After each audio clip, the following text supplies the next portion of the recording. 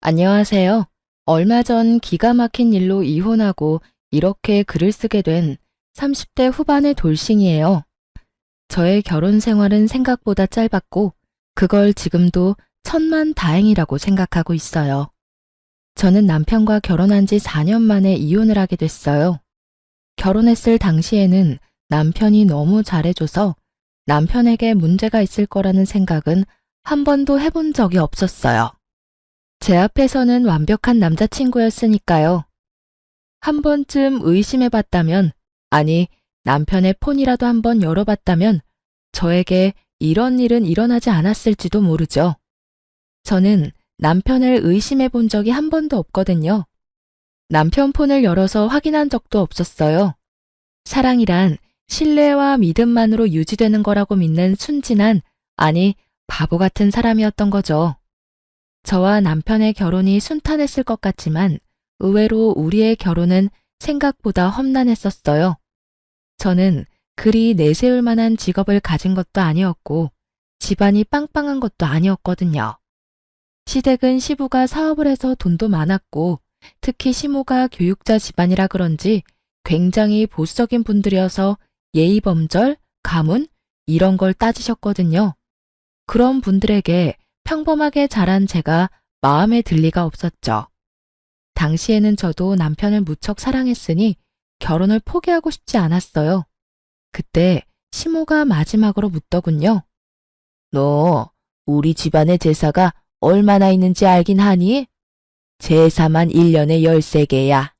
그리고 집에 행사 있을 때마다 와서 네가 거들어야 하고 걔가 우리 집 장손이라서 너는 맏며느리가 되는 거야. 그 정도는 당연하게 해야 되는 일이고.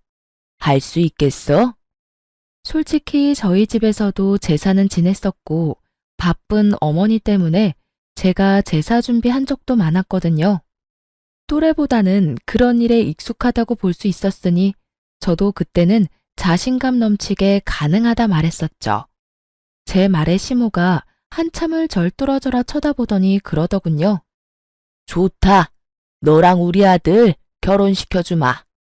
원래라면 합가를 해야 하는 상황이지만 아들이 분가를 그렇게 원하니 내가 분가할 수 있도록 해주마.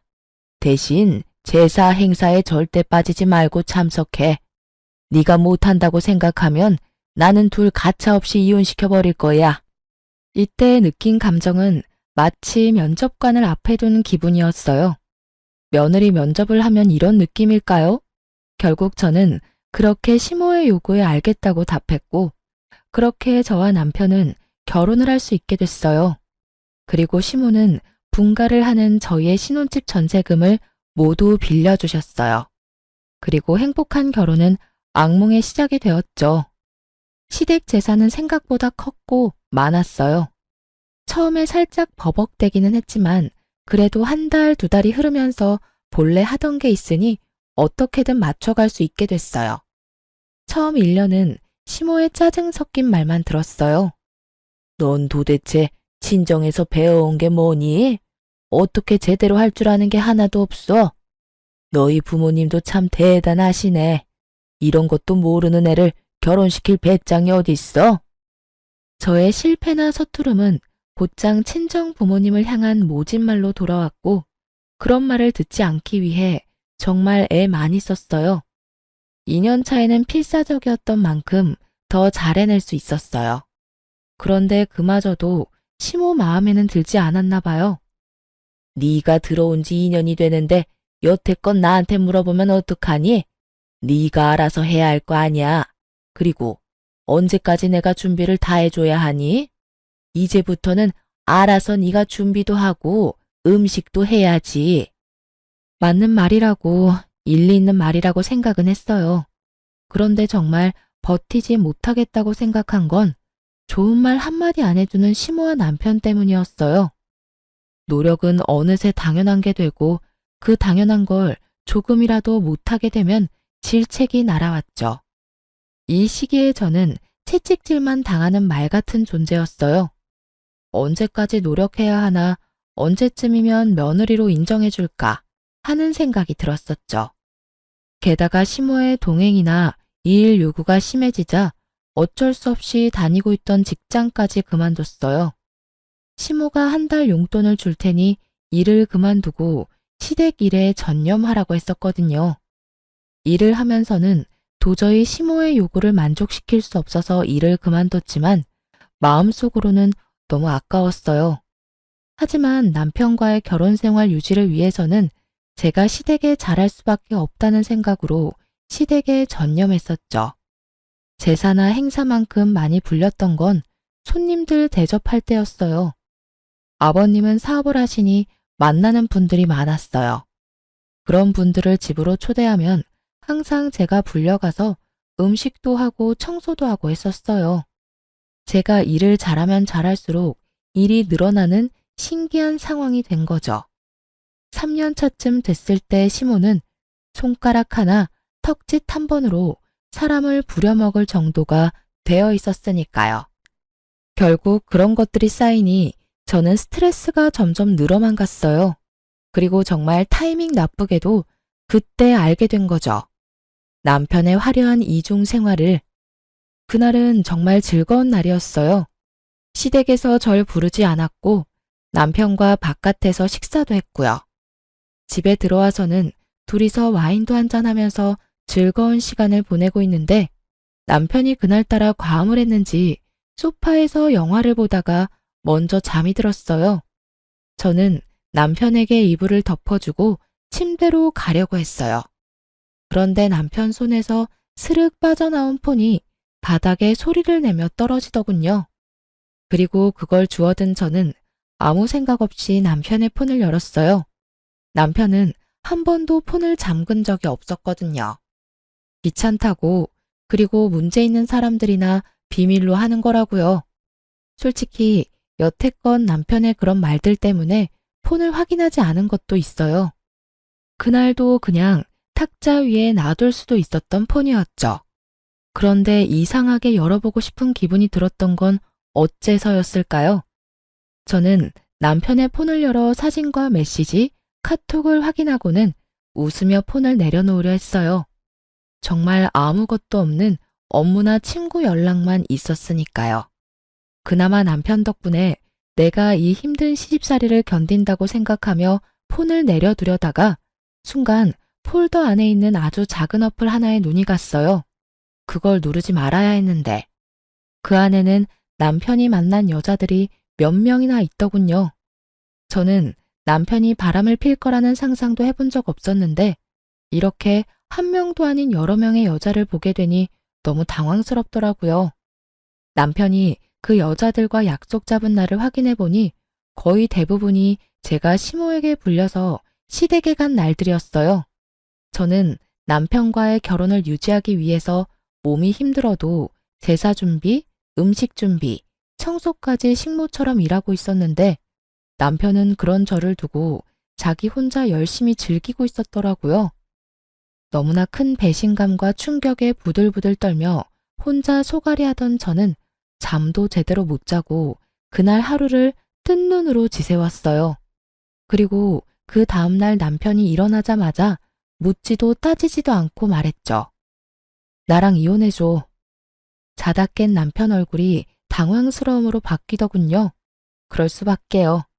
제가 장난으로라도 헤어지자거나 이혼하자는 말은 한 적이 없었거든요. 연애를 하고 있는 동안에도요. 그런 제가 뜬금없이 앞뒤 다 잘라먹고 이혼하자니 남편이 당황할 수밖에요. 뜬금없이 아침부터 무슨 소리야? 무슨 일 있어? 집안일이 힘들어? 엄마가 괴롭혀? 지 탓이라는 생각은 전혀 안 하고 시댁 문제를 들먹이는 남편을 보는데 역겨워서 구토가 나올 것 같더군요. 저렇게 나를 위하는 척하면서 뒤로는 다른 여자 만나면서 온갖 더러운 짓을 다 했을 거라 생각하니 진짜 너무 견딜 수 없을 만큼 더러운 기분이었어요. 시댁 일 힘들지. 내가 왜 그 힘든 일을 해냈는데? 당신이랑 결혼 생활 유지하려고 그런 거였잖아. 그런데 당신 나 시댁에서 일하는 동안 데이트 앱으로 여자 만났더라? 어떻게 그럴 수가 있어? 제 말에 남편 눈이 크게 떠지더니 아차 싶은 표정이더군요. 자신의 외도가 들켰음에도 남편은 크게 당황하지 않았어요. 미안해, 여보. 그치만 하늘에 맹세코 그 여자들한테 마음 준 적 단 한 번도 없어.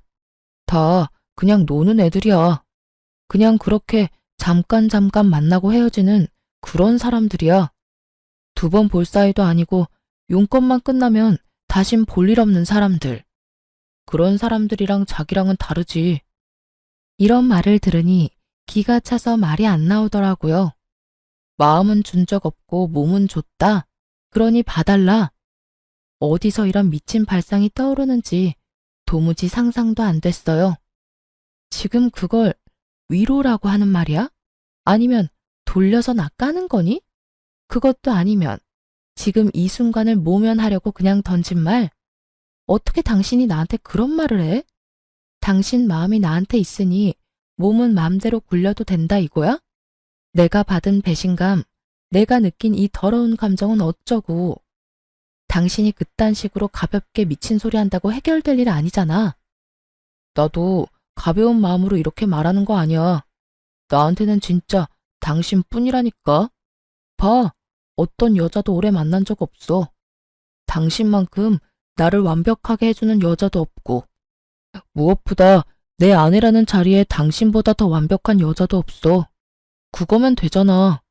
솔직히 내가 당신을 얼마나 잘 챙겼는지는 당신도 잘 알잖아. 서프라이즈도 자주 해줘. 당신 위해서 선물도 많이 해줘. 당신 집에 있을 때는 다른 곳에 가지도 않고 당신한테 오잖아. 이 정도면 내 마음을 의심하는 것도 이상하지 않아? 난 정말로 당신뿐이야. 다른 여자들 신경 쓸 것 하나도 없어. 그 여자들은 그냥 노는데 필요한 것들이니까. 남편 말대로 남편이 저와 있는 동안만은 잘해줬으니 저도 의심하지 않았었죠. 그런데 그런 저에게 남편이 이런 짓을 하다니. 그만해. 더 이상 듣고 싶지 않아. 당신의 사랑이 이런 가벼운 것인 줄 알았으면 당신이랑 결혼조차 생각 안 했을 거야. 서프라이즈, 선물을 많이 해주면 바람 펴도 되는 거야?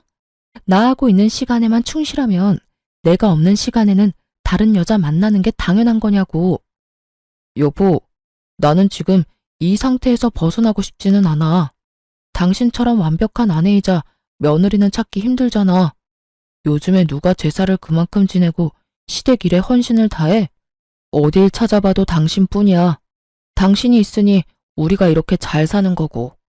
부모님 도움 받아가며 편하게 사는 거잖아. 내가 시댁 일에 헌신할수록 제 지가 빵빵해지고 쉬는 날 많아지니 이 상태를 유지하고 싶다는 말을 빙빙 돌려 말하는 남편놈도 역겨웠어요.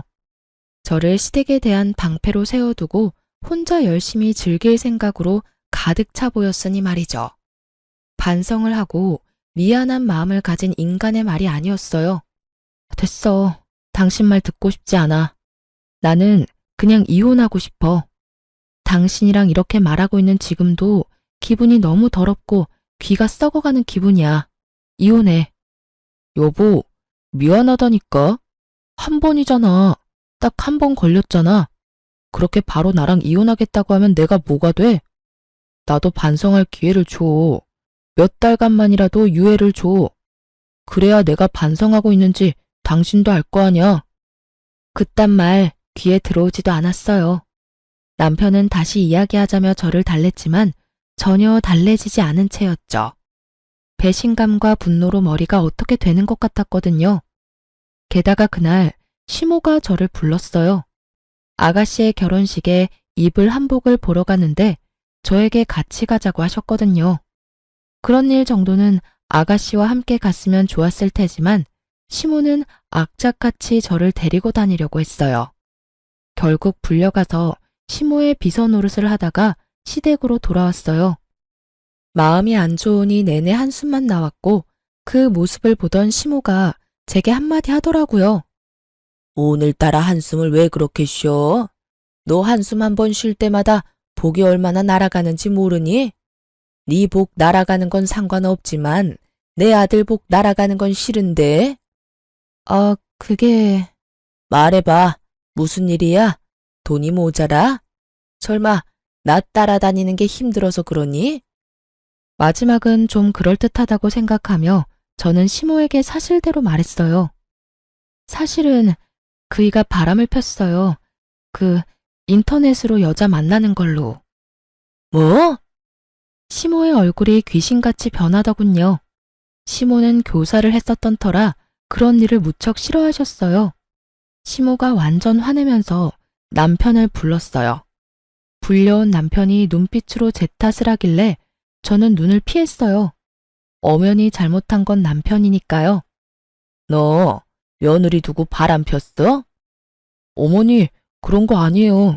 그냥 한 번만 만난 것 뿐인데 이 사람이 너무 과하게 생각하는 거예요. 거짓말하지 마. 거기는 여자 목록만도 여럿이야. 한 번만 만났겠지. 여러 명을 한 번씩 만났으니까 잘못이 없다고 말할 거야? 우리끼리 이야기하자고 했는데 왜 어머니한테 말한 거야? 남편의 푸념에 시모가 큰 소리 치더군요. 그만. 둘 다 어른을 앞에 두고 이게 무슨 짓이야? 그리고 네 행동에 이 엄마 아빠의 명예가 걸려 있다고 내가 몇 번을 말했어. 여자를 만날 거면 조용히 뒤탈 없는 여자로 만나. 너 때문에 아버지 사업에 문제 일으키면 우리가 주던 지원은 다 끊을 거다. 내 명의의 너희 신혼집이며 매달 주는 용돈이며 다 끊어버릴 테니까 지금 당장 내 눈앞에서 다 정리해. 혼내는 것도 참 시모답다 싶었어요.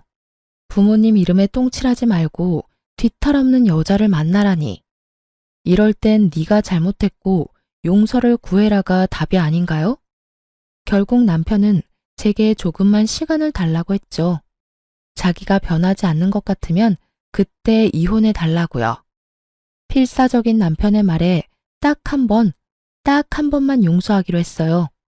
그날 이후로 남편은 매일 저녁 제게 핸드폰 검사를 받고 설정에 들어가 어플 다운받은 모든 기록을 보여줬어요. 그렇게 이야기가 일단락 되어가고 있었어요. 정말로 남편은 바람을 피지 않았고 집과 회사, 시댁을 드나들며 제 눈앞에 있으려 노력했죠.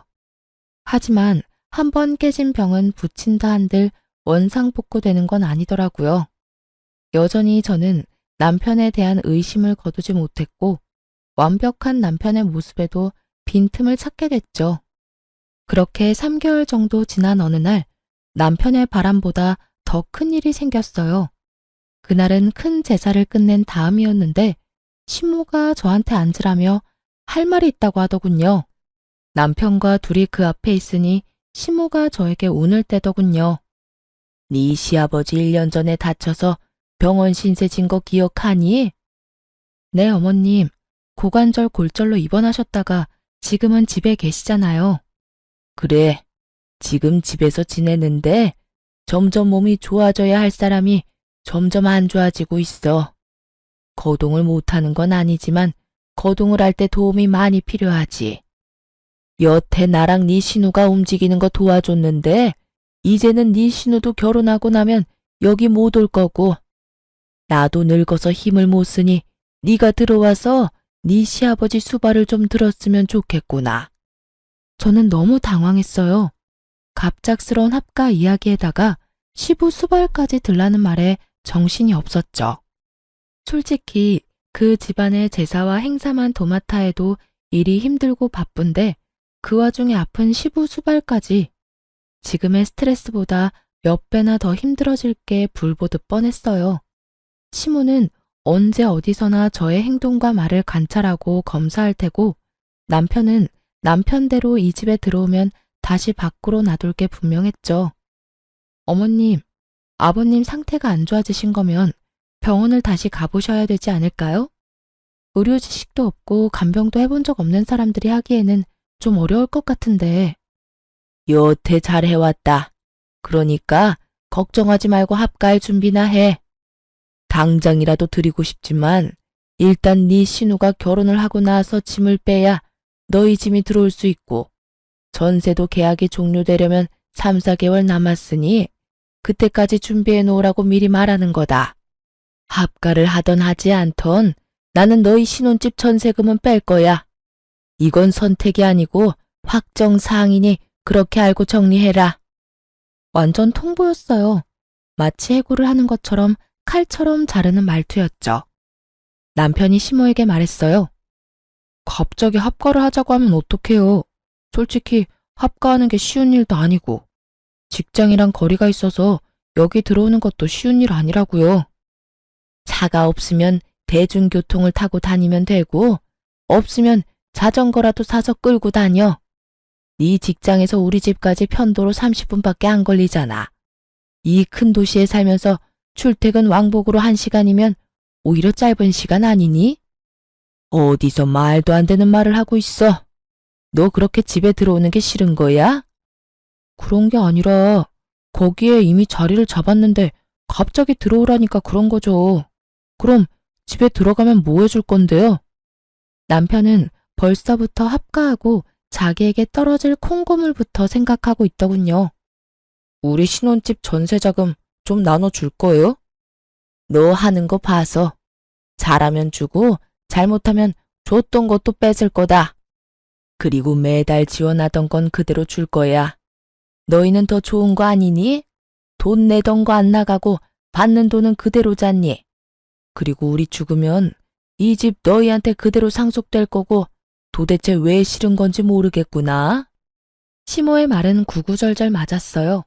하지만 거기에는 중요한 게 빠져 있었죠.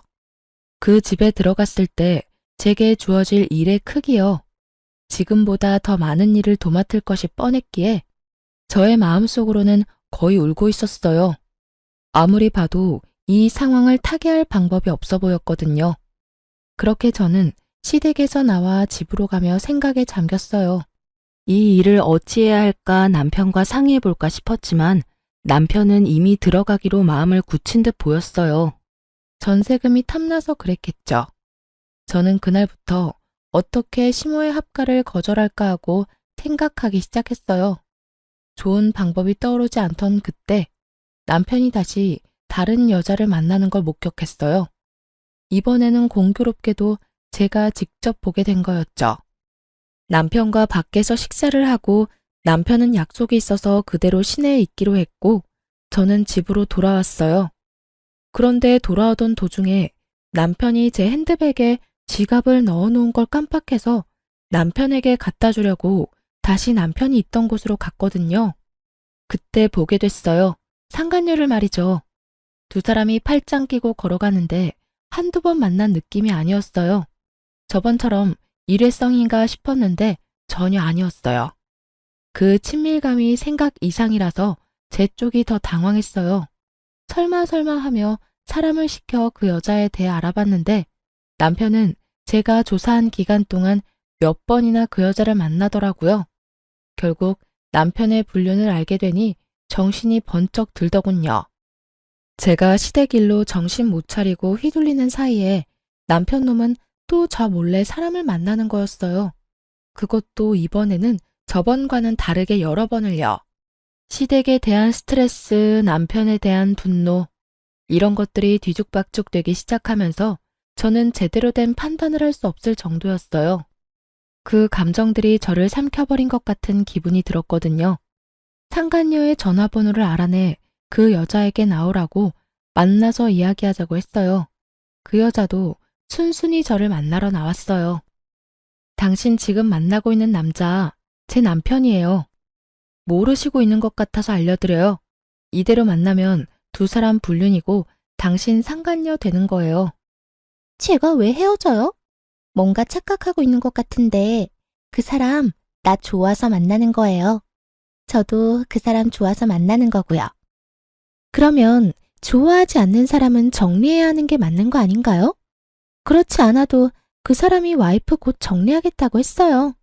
전 그 이야기만 믿고 있어요. 당신이 하는 말 들을 필요 없을 것 같은데요? 이보세요. 당신 이대로 내 남편 만나면 상간녀 되는 거예요. 그렇게 살고 싶어요? 어떻게 남의 남자 뺏어가고는 이렇게 뻔뻔할 만큼 당당해요. 불륜도 뭐 사랑이라고 말하고 싶은가 본데 아무리 치장해도 당신이랑 남편 사이는 더러운 불륜 그 이상도 그 이하도 아니야. 더럽다 그러는데 그쪽이야말로 더 역겹지. 서류상으로만 아니지 그 사람이 당신 사랑하는 걸로 착각하나 본데 그거 사랑 아니야. 나한테 다 이야기해줬거든? 시댁 지원 받으려면 완벽한 며느리가 필요하대서 들인 아내라고. 그래서 금이야 오기야 열심히 치장해주는 거라고 하던데? 아무것도 모르는 게 누군데 지금 여기서 큰 소리야? 저는 그 이야기에 정말 주저앉고 싶을 정도로 충격받았어요. 어렴풋이, 아니 사실은 느끼고 있었어요. 남편이 저를 그럴 용도로 사용하는 게 아닌가 하고, 저를 시댁에 보내놓고 시댁에 비위를 맞춰 지원을 받으려는 그런 용도, 그저 완벽한 며느리. 제 용도가 그것뿐이라면 제가 굳이 여기 매달려 있을 필요는 없잖아요. 저는 상간녀 눈앞에서 남편에게 전화해서 당장 여기로 오라고 했어요. 남편은 죄책감이라고는 전혀 없는 얼굴로 나타났죠. 당신이 어떻게 나한테 이래? 저번에 분명히 다른 여자와 만나지 않겠다고 약속하지 않았어? 어디까지 나를 비참하게 만들어야 속이 시원하니? 도대체 나는 당신한테 뭐였어? 당신은 완벽한 아내이자 우리 집 며느리였잖아. 당신 덕분에 일이 잘 풀린 것도 많았고, 그래서 미안하게 생각해. 나 때문에 이런 일이 벌어져서. 그래도 나는 내 마음 속이는 일은 못해. 당신한테는 미안하지만 이 여자랑 같이 살고 싶어. 그래서 만남 지속한 거고. 야, 이 나쁜 놈아. 네가 어떻게... 와, 진짜 너무 열받아서 욕도 안 나와. 네가 사람 새끼는 맞아? 짐승 같은 새끼. 내가 여태껏 어떤 마음으로 시댁과 당신한테 했는데 내 뒤통수를 이렇게 때릴 수가 있어? 당신이 나 없이 잘해낼 수 있을 거라고 생각해? 당신 없으면 뭐가 어떻게 되는데? 이 여자 웃기네. 당신이 와이프라고 뭐라도 된 것처럼 행동하는데 나라고 당신이 하는 일을 왜 못하겠어? 여기서 미친 짓 그만하고 그냥 깨끗하게 헤어져. 그게 훨씬 덜 비참할걸? 상간녀의 그 말에 저는 한바탕 퍼부어 주려다가 언뜻 그런 생각이 들었어요. 이렇게 비참하게 내가 살아야 하는 건가? 이 남자에게 매달려 본처 자리를 꿰고 있어도 나한테 돌아오는 건 아무것도 없지 않을까 하고요. 시모가 나를 마음에 두는 건 그저 내가 하는 일을 잘하는 식모라서 그렇고, 실제로는 나를 딸처럼 생각하는 건 아닐 거잖아요. 그런 사람을 위해서 내가 이 남자의 이런 여성 편력을 견디며 살아갈 수 있을까 하는 생각이 들었어요. 그러자 정신이 번쩍 들었어요. 이대로 이 남자를 내게 돌려놔도 내게 남아있는 건 합가해서 시집살이 당하며 남편의 바람을 손 놓고 바라보는 것뿐이잖아요. 저는 입을 닫았어요. 남편에게 아무런 질책의 말도 하지 않고 남편에게 말했죠. 알았어.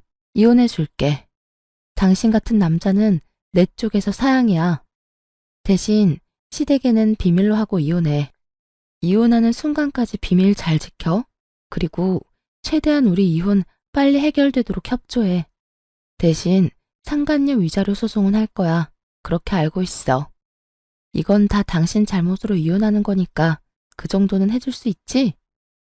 제 말에 상간녀와 남편은 환하게 웃으며 서로를 얼싸안으며 좋아하더군요. 소송을 한다는데도 좋아하는 걸 보니 위자료는 남편이 다 내줄 것 같더군요. 그나저나 상간녀의 그 꼴을 보아하니 상간녀는 모르는 것 같더라고요. 남편이 곧 시댁에 합가해야 한다는 사실과 시댁의 제사와 행사가 얼마나 많은지, 그리고 무엇보다 그 집에 귀신보다 독한 시어머니가 있다는 것을요. 저는 무표정으로 나왔어요. 그걸 알려줄 착한 마음 같은 건 없었으니까요. 나를 지옥에서 빼내어줄 소중한 사람인데 그런 이야기를 알려줄 필요가 있을까요? 지금의 행복을 만끽하도록 두는 게 좋겠죠. 다음에 있을 지옥이 그래야 더 고통스러울 테니까요. 그런 생각을 하고도 흠칫 놀랐어요. 그렇지만 남편의 불륜으로 이혼하는 여자들은 거의 대부분이 이런 마음일 거예요. 저만 그런 게 아니란 걸 알고서는 마음이 도리어 편해졌죠. 게다가 처음에는 정말 화가 나고 열이 받아서 온몸이 부들거리고 정신이 나갈 만큼 분노로 가득했는데 시간이 좀 지나고 객관적으로 제 상황을 바라보게 되니 딱히 이혼이 나쁜 것만은 아니었더라고요. 남편의 불륜으로 비참해진 마음은 이혼을 함과 동시에 너무도 편안해졌으니까요. 게다가 시댁에 신경 쓰지 않아도 된다는 건 너무나 다행스럽고 행복한 미래였죠. 그리고 이혼 숙려 기간 동안 저는 아주 바쁘게 살았어요. 시댁에는 숨겨야 했기에 이혼이 완벽하게 되기 전까지는 어쨌든 시댁 일을 도와야 했거든요. 게다가 합가를 위한, 아니 상간녀의 시댁 합가 때문에 제 짐들은 미리 빼둬야 해서 바빴어요. 그러면서 직장의 취직이 확정되었고 드디어 법적으로도 서류상으로도 완벽하게 이혼이 되었어요. 싱글이 된 첫날 저는 이미 빼둔 짐을 미리 구해놓은 전셋집에 옮겨두고 자유를 즐기고 있었어요. 사실 이혼이 완료된 날 다음 날은 시댁 제사가 있는 날이었어요. 이혼을 했으니 갈 필요도 없어 새로 구한 집에서 혼자 뒹굴거리고 있었죠. 그런데 시모에게서 전화가 왔더군요. 너 대체 어디야? 도대체 이게 다 무슨 일이고? 지금 당장 우리 집으로 와. 여기 지금 네 남편 애인 데리고 와 있어. 나한테 설명해. 어머님, 죄송한데 이미 저희 이혼해서 남이에요. 이야기 들으실 거면 아드님한테 들으시는 게 낫지 않을까요? 뭐? 이혼을 했다고? 이혼해도 숙려기간이라는 게 있잖아. 너희 그거 아니니? 그 기간도 이미 다 끝나서 저희 진짜 서류상으로도 남남이에요. 그러니까. 아이고, 이게 다 무슨 일이야? 너 지금 당장 우리 집에 와. 와서 설명해. 사실 안 가도 문제는 없었어요. 이제 남이잖아요. 그런데 시모의 모습을 보니 상간녀와 전 남편의 반응이 너무나 신경 쓰이더라고요. 도대체 뭘 어떻게 했길래 시모가 저한테 오라고 전화를 했을까 싶었죠. 그래서 시댁으로 갔어요. 집안에는 상간녀와 전 남편이 가지런히 시모 앞에서 무릎을 꿇고 앉아 있더군요. 시모는 저를 보더니 턱짓으로 들어와 앉으라고 시키더군요. 전 남편 옆에 앉았더니 시모가 물었어요. 너희 왜 이혼했어? 저 남편이 이 여자랑 바람이 났는데 저한테 이혼해달라고 하더라고요. 그 여자 너무 좋아한대요. 게다가 이 여자도 저한테 이혼해달라고 요구했고요. 넌 본처잖니? 그런 애가 그렇게 쉽게 이혼을 해주면 어떡해? 어머님, 이 사람이 좋다고 하는데 제가 막을 수 있을 리가 없잖아요. 그리고 저는 사랑 없는 결혼은 못해요. 제가 결혼할 때도 말씀드렸지만 저는 저 사람이 절 사랑하는 동안에는 뭐든 할 수 있다고 했잖아요. 그런데 절 사랑하지 않는다니 제가 무슨 할 말이 있겠어요? 본처가 다 뭔데요? 그렇게 자존심 세우고 앉아있으면서 두 사람 하하호호 즐거워요, 사랑해요 하는 거 보고 있으라고요? 그렇게 살면서 제 정신이 망가지는 걸 가만두느니 그냥 지금 당장은 쪽팔려도 이혼하고 제 살 길 찾아가는 게 낫다고 생각했어요. 이혼이 너희 둘만 하는 거니? 예, 결혼을 할 때 양가 부모님이 함께 했으면 이혼을 할 때도 양가 부모님께 알려야 되는 거 아니야? 오늘이 제사인데 아무것도 모르는 무지렁이 한 마리가 들어와서는 집안을 이렇게 어지럽히고 있잖아.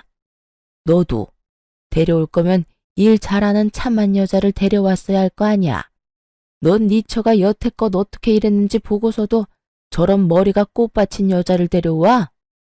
어머니, 말씀 좀. 이 사람 저랑 재혼할 사람이에요. 그렇게 말씀하시면 저도 어머님이랑 같이 못 살아요. 네가 나랑 못 살면 어쩔 건데? 너 알고 있겠지만 네 신혼집 그거 내 명이야. 저번에도 약속했지만 나는 너희 합가하라고 분명히 이야기했어. 그런데 그 짧은 시간 동안 이런 짓을 꾸며? 시모의 분노에 전 남편도 어쩌지 못하고 있더군요. 상간녀 앞이라 꼴불견인 모습은 보이고 싶지 않은 듯했지만 시모의 말을 거스를 수는 없었어요. 그리고 거기 아가씨, 아들한테 들었는지 모르겠는데 지금 우리 집에 시집 오면 합가해서 이 집에서 어른 모시고 살아야 해. 우리 남편이 다치고 나서 후유증이 심해서 거동이 잘 안 되거든. 그러니까 시아버지 수발까지 들어야 하고 집에 제사는 1년에 13번 정도 있는 데다가 손님 오시면 음식 접대에 청소까지 다 해야 해. 너 할 수 있겠니? 할 수 있으면 아들이랑 결혼 허락해 줄게. 근데 하기로 했으면 일단 잘 해야 하는 건 알지? 난 일 못하는 사람은 용납 못해. 시모의 말에 상간녀 얼굴이 하얗게 질리며 전 남편에게 이야기하더군요. 난 그런 이야기 들은 적 없어. 설마 당신 나 속인 거야? 나는 당연히 그 집에서 우리 둘만 살 줄 알았어. 게다가 제사라니. 내가 이야기했잖아. 합가 이야기는 안 했지만 제사 지내는 거랑 시댁 일 돕는 건 저번에 너도 다 할 수 있다며? 전 와이프가 다 하던 건데 그걸 당신이 못할 리도 없고. 당신이라면 잘할 수 있을 것 같아서 별말 안 한 거라고. 그래, 제사나 음식은 내가 할 수 있다고 쳐. 근데 아픈 어른 수발까지 드는 건 나한테 말 없었잖아. 게다가 합가라니. 그 이야기가 제일 중요한데 하지도 않고. 난 절대 합가는 안 돼. 어머니, 이렇다는데 좀 봐주세요. 제사며 음식 돕는 건 다 할 수 있다잖아요. 저도 아직 합가는 하고 싶은 마음이 없고 솔직히 사람 쓰면 될 일을 어머니가 어거지로 하고 있으니까 이런 일이 벌어지는 거잖아요. 이 사람 생각해서라도 사람을 쓰던지 요양원을 보내는 게 맞잖아요. 저는 묘한 배신감에 휩싸였어요. 제가 고생하는 걸 다 보고 느꼈으면서도 저와는 결혼 기간 중에는 시모에게 아무 말 없었던 전 남편에게 이미 지난 일이었지만 배신감을 느꼈죠. 시모는 자신에게 대드는 전 남편을 보더니 무척 엄한 얼굴로 말했어요. 합가하기 싫으면 따로 나가 살아. 너희 돈으로. 나는 절대로 분가에는 돈 못 대준다. 그리고 합가해서 살지 않으면 너희한테 지원하던 것도 다 끊을 거고 상속도 없을 줄 알아. 네가 믿지 못할 수도 있을 것 같으니 일단 네가 쓰는 카드부터 정지하마. 결국 그렇게 카드까지 정지 먹은 전 남편은 모아놓은 돈이 없어서 상간녀와 함께 울며 겨자 먹기로 시댁에 합가하기로 했더라고요. 좀 전에 느낀 배신감이 순식간에 사라질 만큼 상간녀와 남편의 실망한 얼굴이 너무 좋았어요. 그럼요. 제 가슴에 못을 박고 자기들끼리만 좋은 건 불공평하잖아요. 저는 그 집에서 나왔고 전 남편과 상간녀에게 위자료를 꼬박꼬박 받고 있었어요. 그리고 4개월쯤 지났나? 일하고 있는데 전 남편에게서 연락이 왔더군요. 전화를 안 받았더니 문자 카톡까지 남기고 다 무시했더니 결국은 친정어머니에게 연락하는 바람에 전 남편과 만났어요. 무슨 일로 나 보자고 했어? 난 당신하고 할 말 없어. 일도 바쁘고. 직장 구했어? 당연하지. 여태껏 당신네 집일 도와준답시고 일 안 한 거야. 그때는 돈도 받고 있었으니까 할 필요도 없었고. 그런데 무슨 일로 보자고 한 건데? 당신 혹시 나한테 돌아올 생각 없어? 여태껏 혼자잖아. 갑자기 이런 무슨 정신 나간 소리인가 싶어서 전 남편의 얼굴을 빤히 쳐다봤어요. 어디 아파? 왜 그런 무서운 소리를 해? 아니, 그 재혼한 여자는? 그 여자랑은 이혼했어. 이혼? 결혼한 지 얼마나 됐다고. 나 때문에 헤어진 건 아니야. 우리 본가랑 잘 안 맞아서 어머니 일 시키는 게 힘들었나 보더라고. 그래서 가만히 생각해보니 네가 참 힘들었겠다 싶기도 하고. 그런 마음 두니까 미안함과 동시에 내가 좀 더 잘해줬어야 했다는 후회도 들고 그렇더라고. 제대로 된 말을 하는 놈이 아닌데 수상했죠. 그래서 더 집요하게 물어봤어요. 헤어졌으면 다른 여자 찾으면 되잖아. 굳이 헤어진 전 부인을 찾는 거야? 당신이 우리 집 일 도맡아 했잖아. 그렇게 할 줄 아는 사람 없기도 하고. 우리 엄마 성미 맞춰줄 사람도 없고. 그리고 아직도 나는 너를 마음에 두고 있어. 그때 그 여자 때문에 모진 말 하긴 했지만 정말로 당신을 놓을 생각은 없었거든. 거짓말을 줄줄 읊으며 말하는 짐승 새끼를 보니 기가 막혔죠. 헤어져 달라고 난리칠 땐 언제고 이제 와서? 그리고 엄마도 당신이 돌아왔으면 하고 있고 제사도 줄이고 병수발도 안 들어도 된대. 당신이 돌아오기만 하면 다 원하는 대로 들어준대. 분가도 시켜주고. 나도 당신 말고 다른 데는 눈길도 안 줄게. 정말로 약속할게. 그 말을 믿어? 당신도 참 순진해. 그치? 어머님이 정말로 내가 원하는 대로 해주겠다고 해? 그럴 일 절대 없다는 데에 내 전 재산을 걸 수도 있어. 여태껏 시댁 재산으로 우리를 마음대로 부려오신 분이야. 이번에도 그 돈으로 우리를 부리려고 하겠지. 그리고 시댁 이야기하기 전에 당신이 더 문제지. 여자 만나는 거 안 고쳐지잖아. 데이트 앱으로 여자 만나던 것도 상간녀 만나던 것도 안 하겠다며 약속해놓고 약속 무시한 채 만난 거잖아. 약속이라는 말의 무게가 너한테는 깃털처럼 가벼운 거 이미 다 알아. 그럼 나한테 약속이라는 말을 해? 내가 바보야? 멍청이야? 너 원하는 대로 다 해줄 것 같은 여자처럼 비춰지는 것도 이젠 지겹다. 앞으로 이런 말 할 거면 나한테 연락하지 마. 역겨우니까. 제 말에 전 남편은 화가 난 것 같더군요. 혼자 있는 게 외로워 보여서 구제해 주려고 했더니 뭐? 그러는 너는 뭐가 그렇게 잘났는데? 잘하는 거라고는 어른들 비위 맞추는 것밖에 없으면서.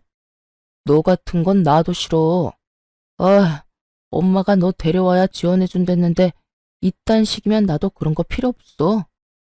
잘 됐네. 그게 당신 본심이었어? 내가 어른들 비위를 왜 맞췄는데 너랑 결혼해 보려고 악착같이 그랬던 내가 참 바보 등신이었지. 그리고 한 가지만 알려줄게. 넌 능력도 없는 놈이야. 야, 너 진짜 이딴 식으로 빈정거릴 거야? 그리고 누가 능력이 없대? 너 혹시 우리 엄마한테 연락받았어? 그 이야기 듣고 너 지금 나한테 능력 없다느니 그런 말 하는 거냐고. 갑자기 급발진 걸려 당황하는 전 남편을 보며 저는 의아했어요. 이놈이 왜 이렇게 민감하게 반응하나 싶었는데 나중에 그걸 알게 됐죠. 남편이 제게 왜 다시 돌아오라고 했는지를 시모에게 확실하게 듣게 되면서요. 전 남편이 화내고 간 날 저녁에 시모가 연락이 왔었거든요. 그래, 아들 만났니? 이야기는 잘했어? 어때? 다시 돌아올 생각 있어? 나도 양보 많이 하는 거야. 예전처럼 지내게 해줄 테니까 돌아와. 너도 이혼녀 되는 거 싫잖아. 그 이야기는 없던 걸로 하기로 했어요. 그 사람이 저한테 엄청 화내고 갔거든요. 능력이 없다는 말이 그렇게 싫었나 봐요. 뭐? 아무리 애가 발기부전이라도 그런 말을 하면 어떡하니? 넌 섬세함이라고는 눈 씻고 찾아봐도 없어. 안 그래도 그것 때문에 지금 애가 속상해서 난린데. 시모가 알려준 말에 저는 웃음이 튀어나올 뻔했어요. 그렇게 여자 좋아하는 나쁜 놈의 새끼가 발기부전으로 고생하고 있다니. 그래서 능력이 없다는 이야기에 그렇게 화를 크게 냈던 거였고요. 재혼했으니 재혼한 와이프한테 말하시면 되잖아요. 왜 굳이 저한테 돌아오라고 하시는지 모르겠네요. 걔는 안 되겠더라고. 요리도 못해, 청소도 못해, 시아버지 수발 들라고 했더니 아주 싫은 티를 팍팍 내더라. 내가 똥오줌을 갈라고 한 것도 아닌데 매번 인상 쓰고 인성이 안 됐어, 인성이. 그리고 내가 이렇게 생각해보니 너만큼 일 잘하는 애도 없더라. 제사며 행사며 다 따라와준 너 같은 애를 어디서 또 구해? 그 말을 듣는데 상간녀의 그 썩은 표정이 떠올라서 웃음이 나오는 걸 겨우 참았어요. 그러게, 상황을 잘 알고 유부남을 꼬셨어야죠. 하긴 어찌 보면 저한테는 귀인이긴 하죠. 그 일을 당할 뻔한 저를 자진해서 구해줬으니까요. 그렇죠. 제가 그렇게 열심히 한 건 남편이랑 결혼을 유지하기 위해서였는데 남편이 제가 싫다면 어쩔 수 없잖아요. 그러니까 어머님이 포기하세요. 그 사람은 이미 저한테서 마음 떴거든요. 아니야, 얘. 그런 말 마라. 우리 애 아직도 너 좋아해. 그런데 말을 못하는 것뿐이야. 자기 처지가 지금 그 모양이라. 그러니까요. 전 남편이 그 모양이면 더더욱 재결합은 어려울 것 같고요. 저도 애는 가지고 싶거든요. 저한테 말하는 것보다는 다른 며느리를 맞이하시는 게 더 나을 것 같네요. 하긴 남편 꼴이 그 모양이라 재혼이 가능하겠냐마는 시댁 재력이면 원하는 며느리 구하는 게 힘든 일은 아닐 테니까요. 그렇게 말하고 저는 시모의 전화를 끊어버렸어요. 그리고 나중에 전 남편이 상간녀와 헤어지게 된 진짜 이유를 알게 됐어요. 저에게 했던 거랑 똑같이 했더라고요.